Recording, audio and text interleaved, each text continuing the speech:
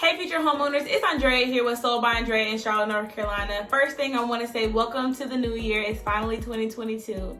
And if buying a home is on your to-do list for 2022, definitely listen to the terms that I'm going to give you throughout this video and further throughout the week. Today I'm going to dive into appraisals. Appraisals are super important when buying a home because this is when the lenders will actually know the valuation of a home at market price. So the process is, once you go under contract, the lenders will send out an appraiser to figure out the valuation of the home. Now, one thing that you as the buyers need to know that you are paying for the appraisal, which can start at $600.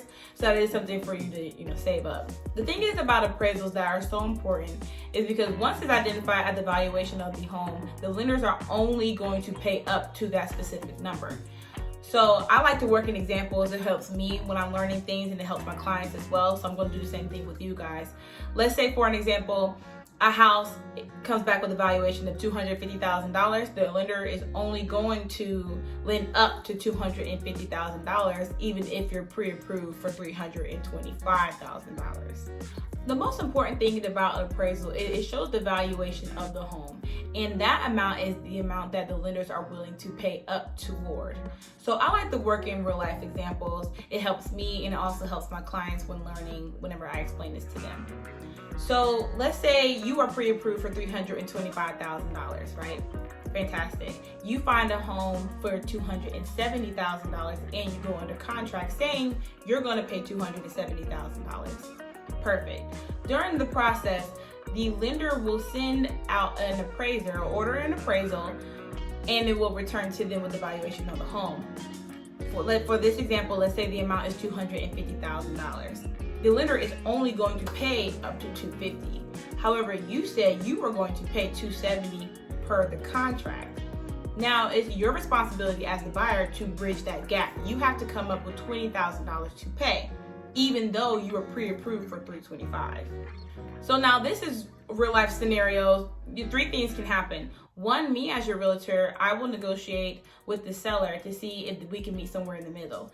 It could possibly work, but at the same time, the seller is not obligated to work with you. Number two, you can figure out how to pay $20,000 out of pocket, basically. And number three, you can back out of the whole contract. So those are three things that happens if an appraisal is under. Now, let's say the appraisal is over with the same scenario. You sign a contract for $270,000. However, the appraisal comes back that the house is actually worth $300,000.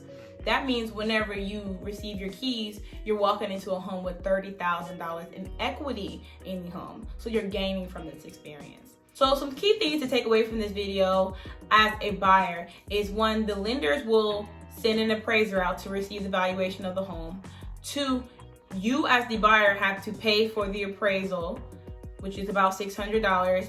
And three, the lenders are only going to pay up to the valuation of the home, even if you're pre-approved for more. Now, if you have any type of terms that you want me to discuss, definitely leave a comment below. I'll be happy to dive into it with you or create a video as well. My name is Andrea Murray in Charlotte, North Carolina. This is Sold by Andrea. I'll see you in the next one. Bye.